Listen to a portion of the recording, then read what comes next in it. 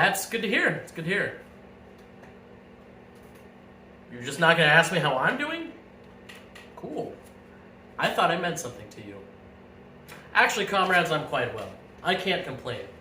Or I won't complain, even though I could. I'm doing quite well, and I'm very excited to break into today's episode. Episode 4.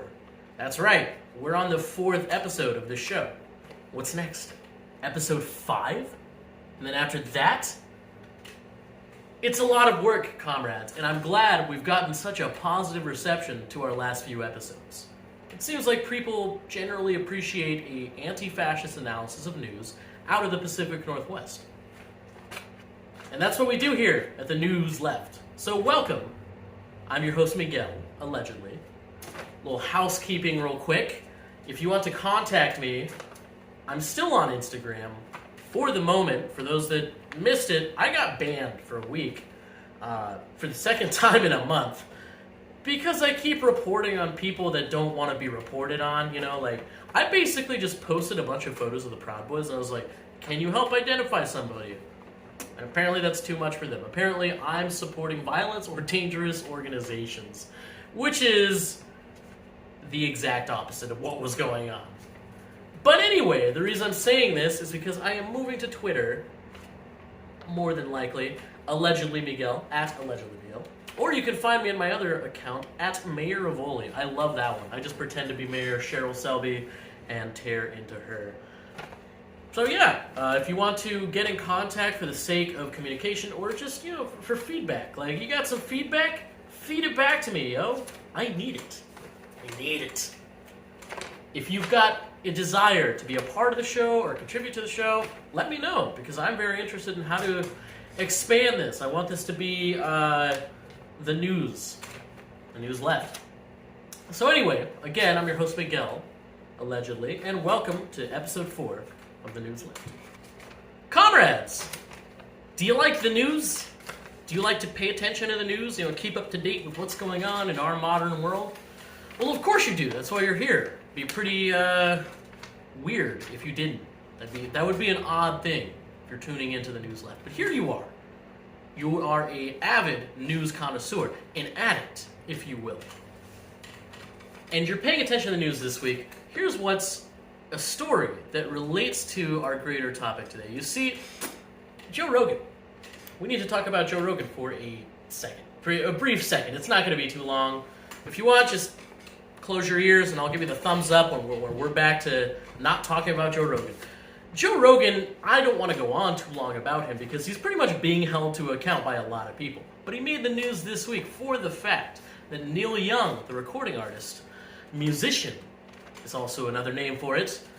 Neil Young threatened Spotify and he said, it's either me or it's Joe Rogan.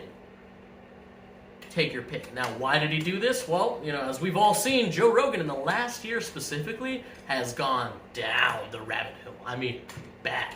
Like, horrible COVID misinformation. I almost worry about how many brain cells he's lost in the last year. But here he is, one of Spotify's greatest acts, making them the most money, right? Well, they chose their pick. They decided, you know what? We're going to go with the COVID misinformation over Neil Young, because that's what it was about. And what was shocking to me, it isn't anything bad to say about Neil Young per se, but it's not my generation, right? And I've never listened to his music, so I didn't know he had such a avid base. Apparently, over the next 4 days, Spotify lost $4 billion from the fact that they let him remove all his music. So, you see, and I'll say it, I canceled my subscription it's probably going to last a week, honestly. I still like Spotify Premium, but what are you going to do? What are you going to do? Use SoundCloud? What am I, a peasant? I am. I'm a proletariat worker. So, yeah. Thumbs up to say that we're past the Joe Rogan part, but the reason it's important to discuss is we all know people who listen to Joe Rogan. He's kind of become a staple of modern culture, unfortunately. Very unfortunately. You know, like, do you do DMT? Maybe everybody does psychedelics in some way or another, and you are not original, Mr. Rogan. Either way, Mr. Rogan, not Mr. Rogan. We're past Mr. Rogan. I don't know why I'm even giving him the Mr. That was weird. We should edit that out. I probably won't. That takes too much work. Either way, we know somebody who listens, and you know what? It's always interesting because they'll get on their Facebook and they're all like, let's paint you a little scenario. Let's say that there is a wildfire raging across the world for 2 years, right? And there's a lot of people dying. However, you were told that there are a couple things you can do to keep yourself safe. Number one, don't light a goddamn fire. That's a bad idea.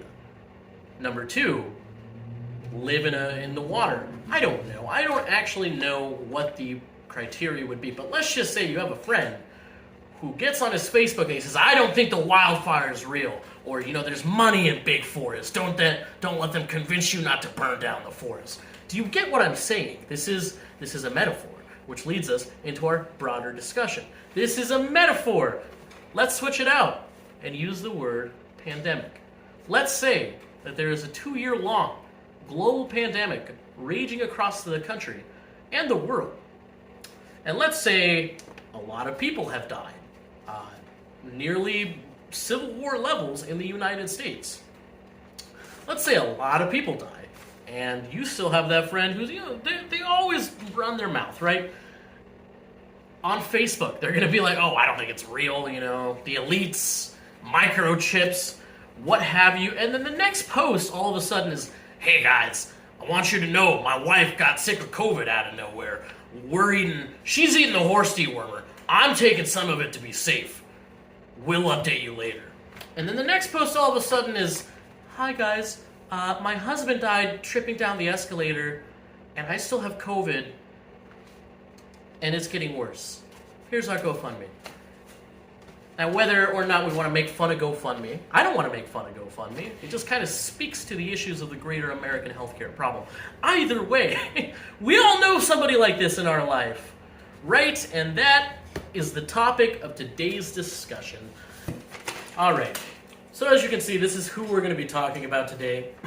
The anti-vaxxer crowd, which I will, from time to time, refer to as Antiva. And we'll talk about that in a second. However, you might be a simpleton, a simple man walking around and you're like, Miguel, why should I care about the anti-vaxxer crowd? There are bigger issues, and they're all going to die anyway. To which I would say, number one, stop talking like that, and to yourself, I'm on YouTube. I can't hear you.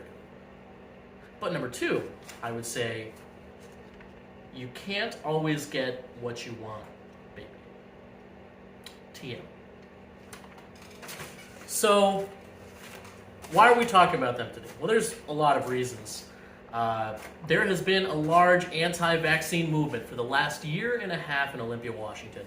Specifically, the timeline specifically is not, we can't really tie it down. What I would say is that to me, this whole movement and this whole right-wing organizing around the vaccine and the issue of COVID and other issues started in March or so of 2020 when the lockdown started, and there were a bunch of anti-lockdown rallies led by extremists, led by groups like the American Wolves. We'll talk about that more in depth. But the modern anti-vaxxer movement, whether or not they want to separate, for example, I'll tell you that in Washington State, when right-wingers talk about their recent organizing activity, they're like, oh, no. We're not anti-vaccine. We're not anti-mask, even though most of them are unvaccinated and won't wear the mask if you ask them to. They'll cry about it. It's not about that. It's not about that. It's about the mandate, Miguel. Don't you know the mandate? The mandate is evil. The mandate is tyranny. It's really not. I want to make it clear my opinion on the matter. I don't give a flying... That's an expletive. I don't care. I don't care about the issue because to me, honestly, yeah, it's a little bit authoritarian to say that you have to have a vaccine to hold a job. However, just do it. There are bigger issues of actual civil rights violations. This is not one of them. However, the anti-vaxxers, the current anti-vaccine mandate crowd in Olympia, Washington, will try to be like, oh, no, we're not the same as, like, the Idaho people that are telling you, eat a bunch of horse paste and shove bleach up your ass. We're not those people. We are supposedly different, but they're not. You know, they're two sides of the same coin, otherwise known as, or they're not even two sides. They are the same side of the same coin, otherwise known as a circle. That's a circle. Wow. Not only that, but, you know, all of these protests are it's just all their cousins getting together and doing it over and over again. It's getting a little bred over, if you will, inbred. It's an inbred nightmare of the exact same issue. So, the Anti-Vaxxer, ANTIVA, the reason I call them this is for the fact that they are now trying to claim that they are the current iteration of the anti-fascist movement. I mean, it's the same thing they said about the Patriots storming the Capitol. Like, they're the ones who are actually doing the good work. It's like when they ask you, what is a fascist? What is it, Miguel? Can you define it? Can you tell me? Because I don't know how to read. There are a multitude of reasons that the anti-vaccine crowd is not anti-fascist at all. Number one, they are fascists. The reason I say this is the number of times the Proud Boys are showing up at their demonstration now. Not only that, however, out of the recent demonstration in Olympia, Washington, which we'll talk about in today's episode because it's kind of important. Out of that recent thing, there was a streamer for Patriot Front, which is known as a Nazi group. So, yeah. First of all, the people that are organizing your rallies are very much tied to white supremacists and are good friends with them. And allowing them to come and be like, hey, you're our security, you're here. You're here. So that's the first reason. Reason number two, you guys really gotta stop with the swastikas. I mean, like, cool your jets, okay? There are a multitude of reasons that they're doing this. However, the main thing is that, as we're seeing across the states right now, people who are refusing to get vaccinated are now comparing themselves to the Jews in Nazi Germany. You know, like the Jewish people that were wiped out, 6 million of them. That's not okay. And rabbis are even asking you to stop. Like, seriously, stop. Stop. They will go up to the Capitol, for example, in Olympia, Washington. They'll go up to our Capitol building and they'll wave these signs that have swastikas made out of syringes, right? And they're like, oh, we're living in a new Nazi regime. But I'm like, you're still the one holding a swastika. Like, whatever point you're trying to make is just lost. So, don't do that. And number two, they'll also carry signs that are like, I am Jewish, or this has happened before, or don't let it happen again. They're trying to claim that we're going to genocide them for them not getting vaccinated when they are going to do it themselves. So, a lot of brain power there. And that's the second reason that, personally, I mean, they're not anti-fascist at all. Either way, the issue at hand, what I want to take a moment to say is that if you believe that anti-vaccine mandates organizing is anti-fascist organizing, you are a idiot. You don't know what you're talking about. You know, I would do a whole video in depth about the definition of fascism, because you'll have so many right-wingers in our community who try to claim that, like, now we're the anti-fascists. They'll also be those same ones to ask you questions along the lines of, what is a fascist? What is a fascist? What is that? Tucker Carlson bit, if you will. Let me just give you the briefest definition if you don't know how to read, because I think that's probably the issue. Because otherwise, I tell you, look up Umberto Eco, look up Robert Paxson. That's the research I've done into the steps of fascism and how a country... Okay, let's just make it clear. A little bit of authoritarianism is not fascism per se. All right? It may not be ideal, but I think there are bigger issues of civil rights at stake in regards to the vaccine mandate issue. But number two, fascism, if you want like a very brief description, is a right-wing ideological movement led by a charismatic male figure who promises the restoration of the nation after the failures of capitalism.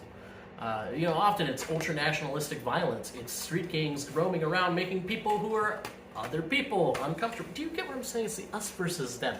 That is not the same thing as the vaccine mandate. There are some places downtown, sure, And it's really not that many compared to Seattle, per se. Like, go up to Capitol Hill, try to go drinking without your vaccine card. Not going to happen. But if you come down to Olympia, there are 2 bars that are pretty cool that require a vaccine. You know, they're just like, show us your card. Cool, come on in. There are 2 of them, and that is not the same thing as the forcible movement of people into concentration camps and ghettos and eventual extermination. So, yeah. Look, the other reason that the whole anti-vaccine mandate thing, you're not revolutionaries. They're trying to claim that they're like taking revolutionary action. However, the police are on your side. And I mean this more than take episode 2 of The News Left. Take it. Seriously, take it. Watch it. Catch up. Enjoy it. It's legitimately. That's the thing. That's the big thing, is that the police are more on your side than, for example, me talking about how they enable fascist violence. It's more, they are literally marching with you. They don't like the vaccine mandate either. It has caused a shit show across the United States, if you will. You know, from Seattle to Chicago to New York. Let's take those 3 examples. Number 1, I want to congratulate this man on dying. This is my final sign-off after 22 years of serving the citizens of the state of Washington, being asked to leave because I am dirty. Numerous fatalities, injuries. I've worked sick. I've played sick. We've buried lots of friends over these years. I'd like to thank you guys. I'd like to thank the citizens of Yakima County, as well as my fellow officers within the Valley. Without you guys, I wouldn't have been very successful, and you've kept me safe and got me home to my family every night. Thank you for that.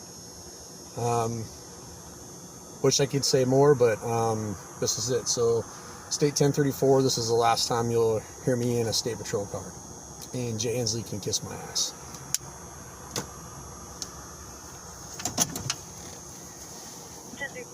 Thank you for your 22 years and 5 months of service to the citizens of Washington State. You've taken on many roles in your time with the patrol. In your first year, you delivered a baby while on patrol in Bremerton. You've been a DRE instructor, certified technical specialist, and reconstructionist, peer support member, part of the chaplaincy board, and a CVD trooper.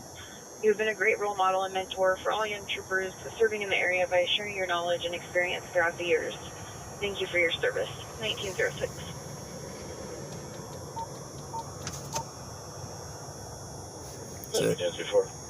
That's right. Washington State Patrol officer, seen here, the same guy who recorded that video of him quitting because of the vaccine mandate issue.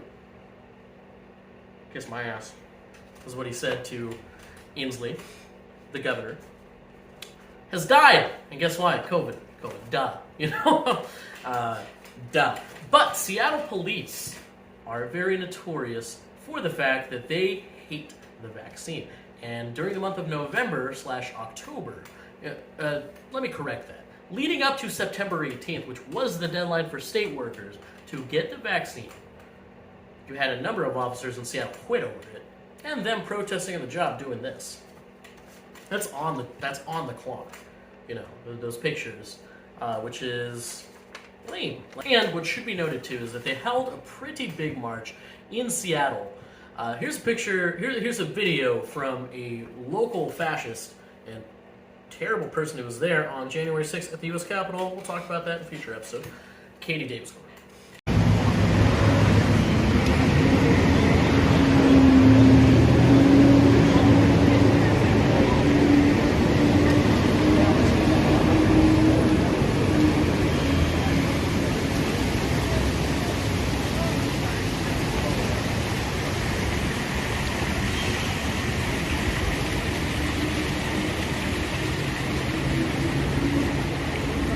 That's their whole thing, is that, you see, they left a bunch of shoes. Seattle police and firefighters who were giving up their jobs over this vaccine mandate left a bunch of their shoes at City Hall, because that's literally what people want, right? A bunch of just grown men's boots that are just nasty.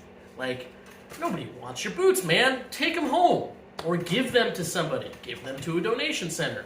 Give away your stuff. Don't give it away to just leave out and trash City Hall.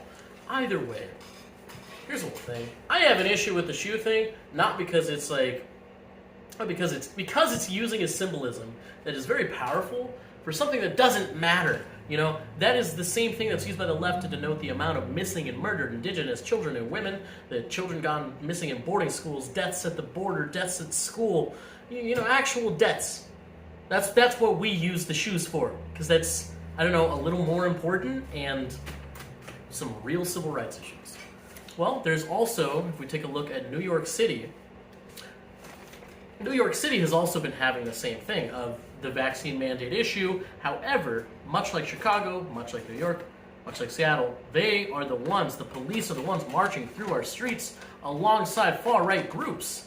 Like, maybe that is concerning and actual fascism.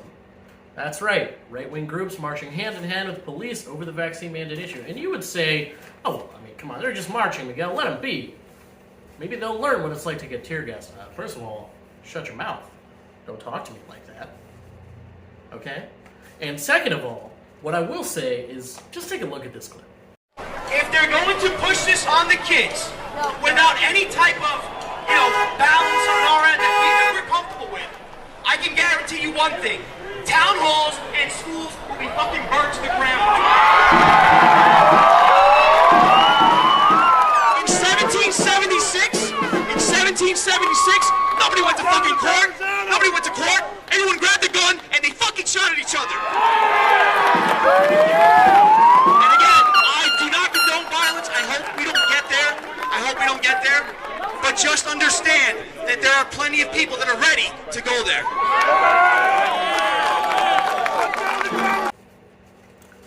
So this is concerning. This is what I'm talking about. When somebody's threatening to burn down local schools, this is in Staten Island, New York. The same issue of a big march led by a lot of police unions, a lot of teachers, blah, blah, blah. Not teachers. Teachers are usually a lot smarter. But other positions that people felt like they were going to lose their jobs. This is the stuff that they're saying, just outright. This is a pro-police rally, a pro-police who refuse to get vaccinated rally. So, yeah. So, not only are the police on their side, but let's take a look at January 14th, too.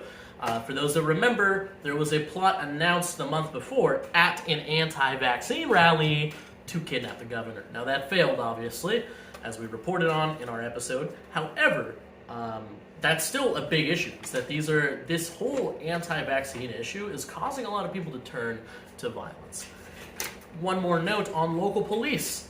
We're going to talk about the Olympia PD for a second, because back on September 18th was the day that the vaccine mandate went into effect in Washington State.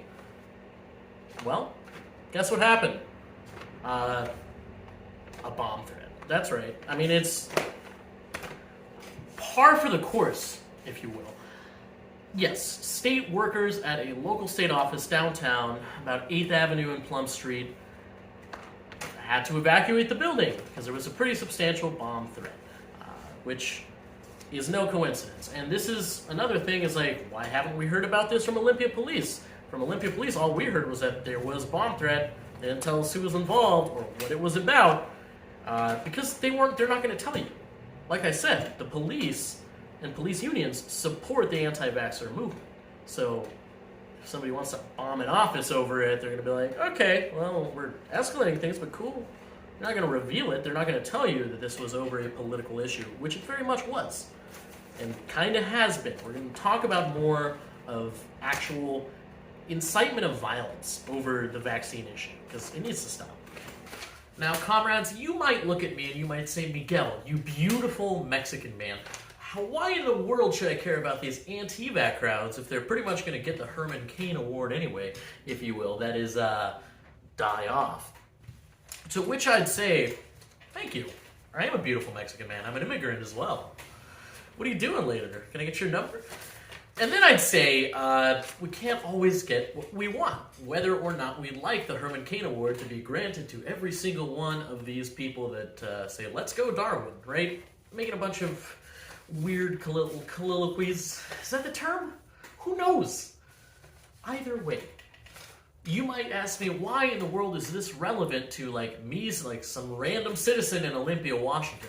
Well, I'll tell you why it's relevant if you just take a moment to listen instead of just questioning my every move.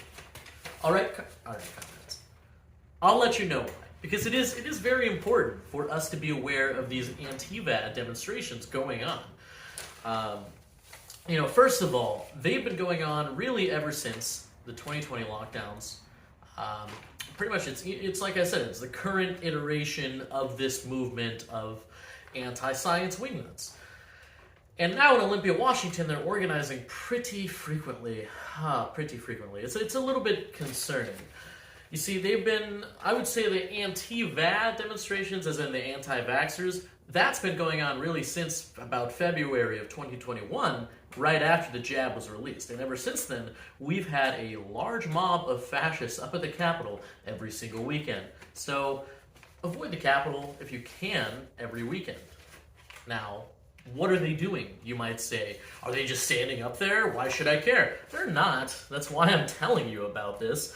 Not like, whatever, okay? So back in the summer of 2021, the number of right-wing demonstrations going on up at the Capitol was enormous, and the amount of numbers that they were bringing out was terrifying. Well, I want to show you this little clip real quick, and you tell me why we should be concerned.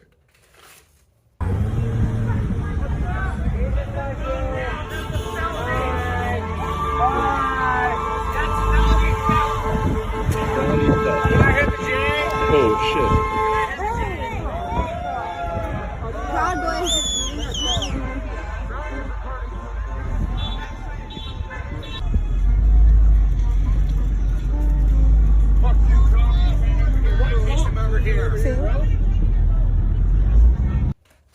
So, for those of you that don't know, that is the Capital City Proud Boys, our local little domestic terror organization.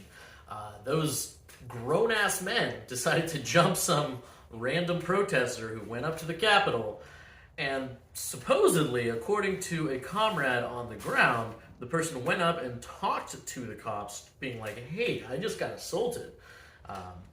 You can see they stole his phone, too. Goes up to them, and the cops literally go like this. Shoo, shoo, shoo, shoo, shoo, shoo. They shoot him away, so that's concerning. Now, the other part of what's going on with these Antifa demonstrations is the fact that they're literally organizing to recall Governor Inslee as a side thing. You know who's in charge of that little effort? This is what I love about Thurston County, is they just love trash, and they love to just recycle trash within their little organizing circles. You get what I'm saying? Like, it's a bit weird. Maybe you should find somebody else. Here's the guy. I know you. Do you know me? Yeah, I do. I know you too, C. Davis. Wanna know why? Because you're a pedophile, dude. You got kicked out of churches in Lacey for being creepy towards children. I have one of the people in contact with me talking about this. It's really not okay what you did. Oh, you're bringing a baseball bat out? No one's harming you. I'm asking you some questions, dude. I'm gonna hit some balls. Want to hit some balls? Yeah. Jesus Christ. Baseball? You were the most... This is the most idiotic move I've ever seen, man. Go play some baseball? Dude, are you serious? You could just, like, talk to me and, like, de-escalate the situation. I'm not threatening to harm you. Right, I'm just here. No, I did not. Yes, you did. No, you told me you have a gun, so we can play this game. Yes, you did. Definitely on the call. No, I didn't. Did an Antifa News special correspondence about it. Dude, you're really going to bring out a baseball bat right now. Let's go play some ball. Let's go play some ball. I'm not going to go play balls with you, bro. I'm here to ask you a couple questions. First of all, why do you think you get to undo the will of the people? You are an anti-democracy nut. You're a fascist. Let's go hit some balls here. Holy shit, dude. This is going to go so viral. Okay, so for those of you that don't know, that is C. Davis Plover. He is a failed candidate for the Thurston County Commissioner position. And he pretty much got canceled / held accountable by the fact that he said a bunch of racist shit directed towards Carolina Mejia. She is the current Thurston County Commissioner that took over his seat. She said a bunch of racist shit against her, and then you found out later that he's a pedophile. He's very much a pedophile. Very much so. Very much so. So he pulled a baseball bat on me up at the Capitol. So as you can see, in the summer of 2021, the rallies were growing very violent. Now let's take a look at what's going on today. Well, in the last month, back in December, as we talked about in our past episode of The News Left, if you're paying attention, that is, as we talked about in the past episode, January 14th, 2022 was the day that fascists announced the plan to kidnap Governor Inslee. This was led by a Matthew Hines, who is a current Senate candidate in Washington State.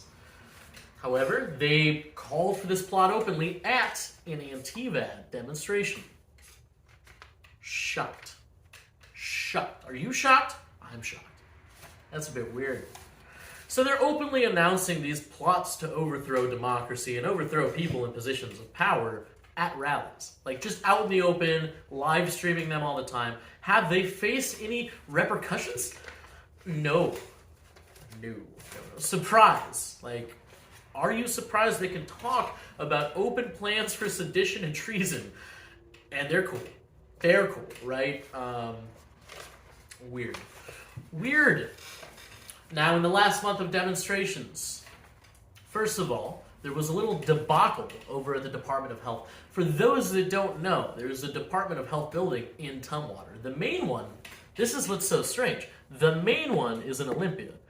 But instead, January, I don't remember the exact date, but about a week and a half before today and these events, about a week and a half ago, a large group of about 200 fascists showed up at the Department of Health in Tumwater, Washington. Now, for those of you unaware with Tumwater is a racist backwater. They've got a lot of problems out there, right? However, even they were shocked. Even the local Tumwater citizens were shocked by the fact that members of the Proud Boys went out to the Department of Health and were leading the mob.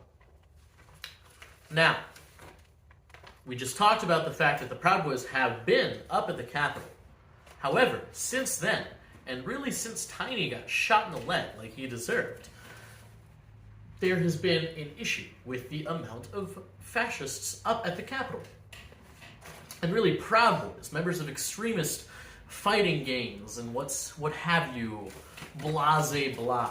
There's been a lot of extremists as part of these demonstrations. Well, at the Department of Health, they're all protesting out there, right? Bringing their swastikas and bringing their fascist flags. 3%ers were there as well. They go out there, right? And I have a source who was on the ground, just keeping an eye on the demonstration. And according to them, at one point, the Proud Boys started leading the crowd, and really, the crowd itself started beating on the windows of the Department of Health with their flagpoles and with their signs. Being a little weird, like, hey, we're going to storm a government office again. Let us not forget January 6, 2021. They almost did it. However, for the fact that my friend was on the ground and started to record, the moment they saw the camera, they're all like, oh, nope, let's just walk away. Let's walk back to the corner. We're not going to storm a government office today again. So, the reason I bring up that story is not only is it funny, I mean, come on. That is some quality humor, if you will. But I also bring it up to remind people of the fact that these things are not going away, right? And it's not okay. It's not okay. You guys got to stop showing up at state workers' offices to protest over an issue that doesn't really matter, you know?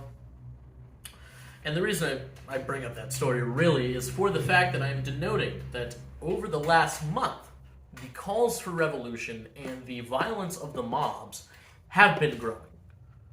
They've been growing. Now, let's take a look at January 22nd, 2022.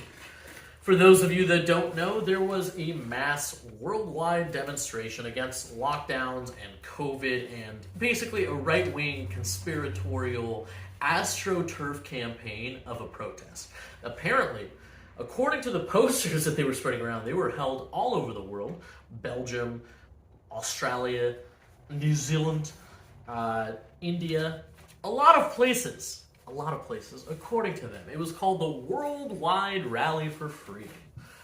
And what is freedom to them? It is killing other people. Well, this worldwide rally for freedom, if you will, dumb. You get the joke? Freedom.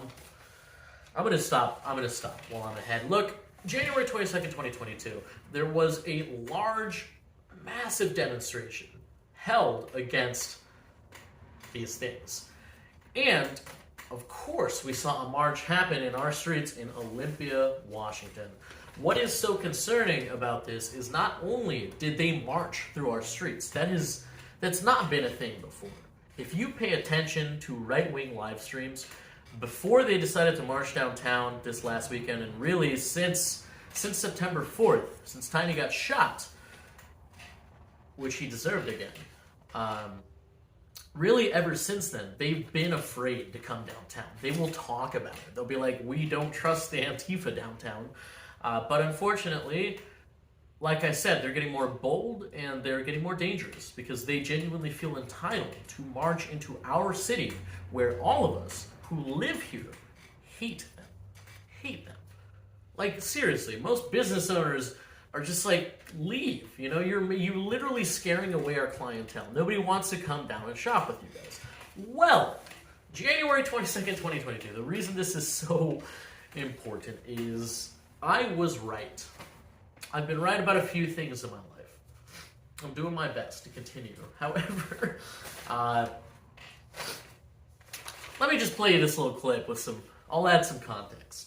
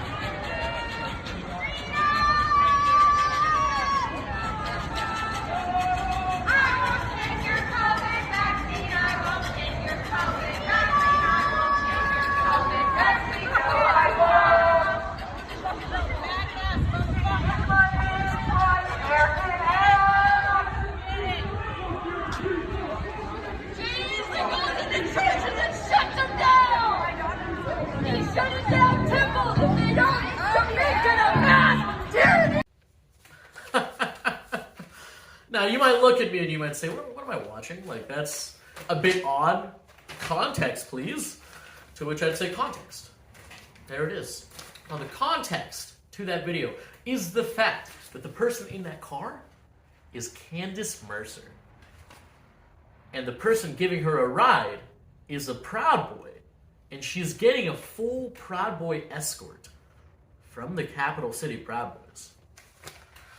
And then you might say, Miguel, I just barely found you, and you're talking about all these people, and like, can you explain some of them, please? Okay, Candace Mercer, for those that remember, is a failed city council candidate. She tried to run against Clark Gilman of the Olympia City Council, and lost. By a lot. Lots. I mean, they kicked her ass, right? And I would add that it's no small part thanks to me, right? Like, I called her out. Here's the thing. Candace Mercer has been accused of being a fascist since 2020, really. And particularly 2021. The first time that I encountered her was when she was campaigning at a fascist free speech rally up at the Capitol. Meeting members of the Proud Boys, handing them her papers, being like, we're on the same side, yeehaw! But she still tries to pass herself off as a progressive. Now, the reason that video matters is not only is it wild, it is a bit wild, right? Not only that, but for the fact that, for those of you that remember, Candace Mercer is the reason that Tiny got shot. Whether or not she likes to admit it. You see, September 4th, 2021 was the kind of pinnacle of the extremist action within the Anti-Va rallies. Basically, a group of anti-fascists had called for a little protest up at the Capitol to go stand up to the fascists who were there every week. And members of the Proud Boys organized in mass in order to come to our city, 70 or so of them, and literally hunt people downtown that held opposing political views.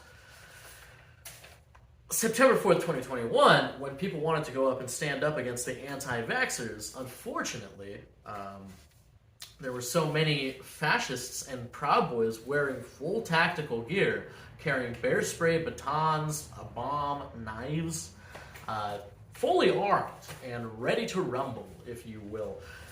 You see, the anti-fascists decided to go and protest a little video shoot that Candace Mercer was having. A peaceful protest was their intention. But they went to City Hall in order to wait for her little video shoot to happen, and instead she sicked members of the Proud Boys to come downtown into Olympia and hunt people for sport. They were screaming at me, "Kill Miguel, kill Miguel." There's Miguel. They were also screaming about my friend Rev Daddy. There's Alyssa, kill Alyssa. And then they proceeded to bear spray her and sexually assault her. So Candace should be held responsible for some of this shit. And the reason that this video matters so much, I know I'm droning on, but the reason it matters is for the fact that after September 4th, after anti-fascists were brutally attacked downtown, and then Tiny gets shot in the leg, member of the Proud Boys, after that whole debacle, Candace Mercer tried to separate. She tried to be like, "Oh, no, I don't support the Proud Boys. Are you kidding me?"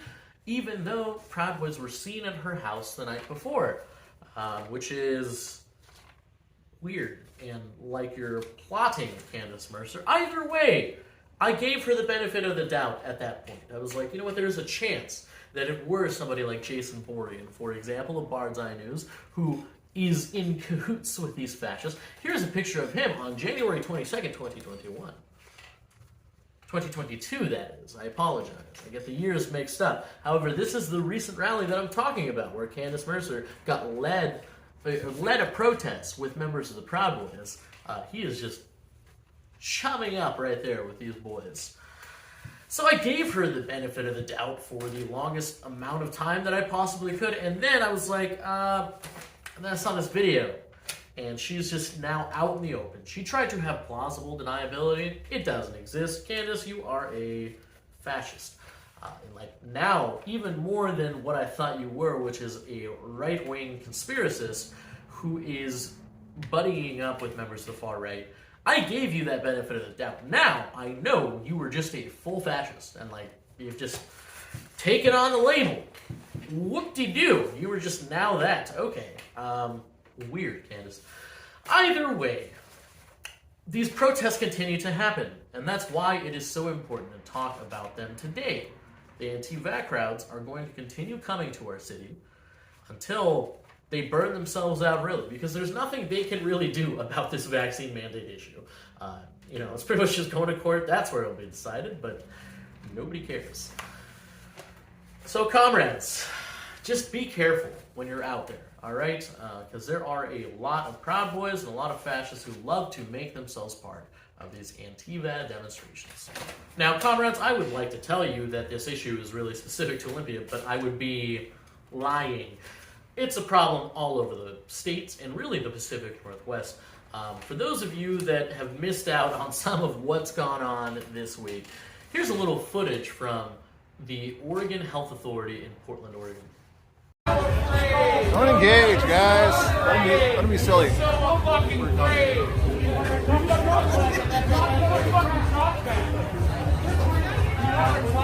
Hey, come on!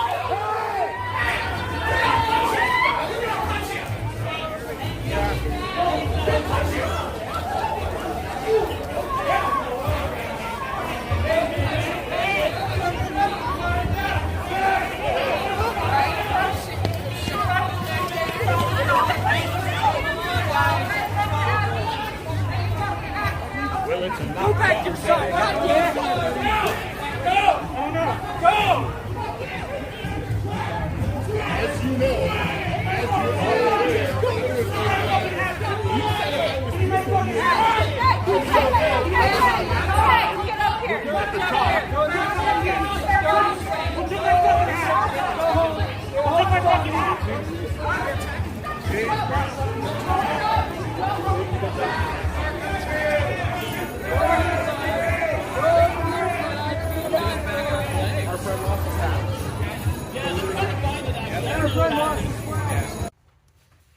Now, for those of you wondering what's going on there, anti-fascists had heard that Free Oregon, a group led by Ben Edel, wanted to hold a mask-burning party right in front of that Oregon Health Association. So they just went and disrupted the thing, stole the masks back so they could be used. Pretty funny stuff. But this is just a symptom of the larger issue where these Antifa demonstrations are turning very violent. My fear, I'm going to leave you with a little bit of a warning, which is that my fear is that over 2022, we're going to start to see some white riots. Over 2022, we're going to start seeing some, quote, white riots. For those of you that don't know, those are the privileged few in our society being able to hold riots and really not be held accountable. Because, you know, we held riots on our side. When I say our side, I mean like, you know, Black Lives Matter, anti-fascism. Sure, we love a riot. We've done a riot. But we've also been held accountable. Whereas that's not going to happen for these people at all. My fear is that over 2022, that the current iteration of this anti-vaccine, anti-mask, fascist crowd is going to turn to violence in the next few months, particularly over the summer. I think we're going to see a lot of violence from this crowd. To which I warn you, just be careful and be prepared, organize, get your affinity group together, and figure out how to stop this. Because it's got to be stopped. Now, comrades, I'm going to leave you on a different note for the fact that, you know, there's a lot of people reaching out to me being like, Miguel, when is the Anti-Vax crowd coming back into town? To which I'd say, thanks for asking. Here's some answers for you. It's pretty simple. Over the next month, there are a number of protests that are called all over the state of Washington. None in Olympia for the month so far. They are going to be in Everett, Bellevue, and Seattle. I believe February 14th, February 17th for... I'm not even going to try to quote the dates to you. I'm just going to continue to post about it. However, these protests outside of Olympia or Seattle are pretty insignificant. You know, they're just... because they really don't have a large presence of anti-fascists to target like they usually do. So, just keep that in mind. And so,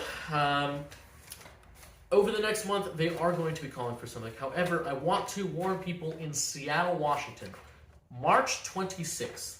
March 26th, the Antifa crowd is coming to town and into downtown Seattle, Westlake Park, by the way, where, for those of you that remember, back in April of 2021, Nazis wanted to hold a White Lives Matter rally, and we shut that down. So for some reason, fascists really like to go to Westlake Park.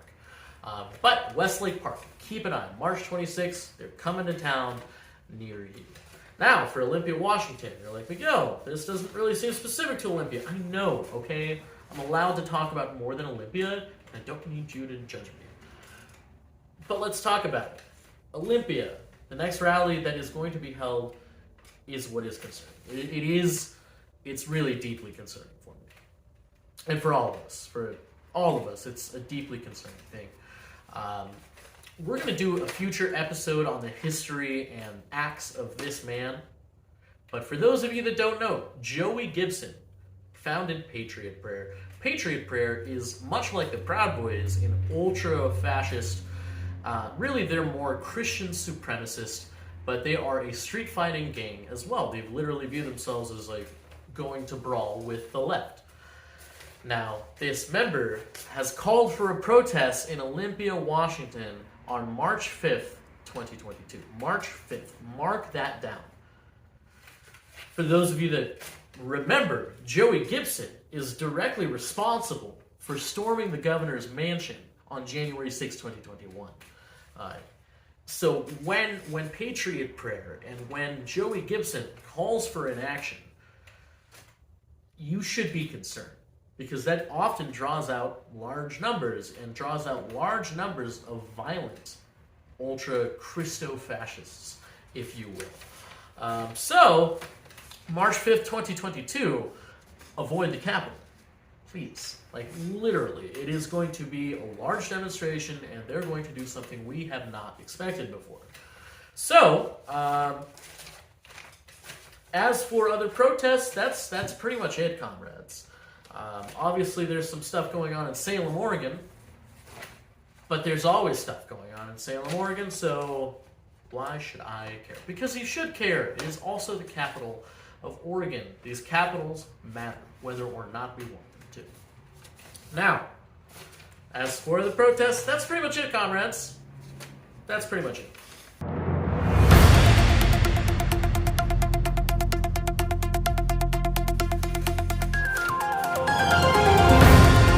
Comrades, thank you for staying so long. Thank you for tuning in. I really appreciate that. You're the best. I would throw away my life for you, comrade. No, thank you for tuning in as long as you did. I know that I can drag on and wax on a little bit, but I like to talk, as you can tell. So if you want to hear me continue to talk, follow me on Instagram at AllegedlyMiguel. Follow me on Twitter at AllegedlyMiguel or at Mayor of Oli. Also, follow my backup on Instagram at Miguel Allegedly. All these names are interchangeable, okay? But the reason I say that is because, like I said, I got banned for a week from Instagram for reporting on some of this, and particularly January 22nd when I was talking about Candace Mercer and the Proud Boys. That's what I'm talking about. That's what got me banned. So, however, I'm back, and just follow me on those platforms. Get in contact if you were somebody who wants to contribute to the show or write for the show or talk about the show, or you need a friend, or you need an enemy, or you need a communist pen pal, or you need a pen pal who's an anti-fascist, or you need an anarchist pen pal. If you need somebody, I'm here, comrades. I'm here. I'm here. The news hasn't left quite yet, but Miguel's here. So, comrades, I think that's it for today's episode. For other headlines, I didn't write anything down, so we'll cut it here.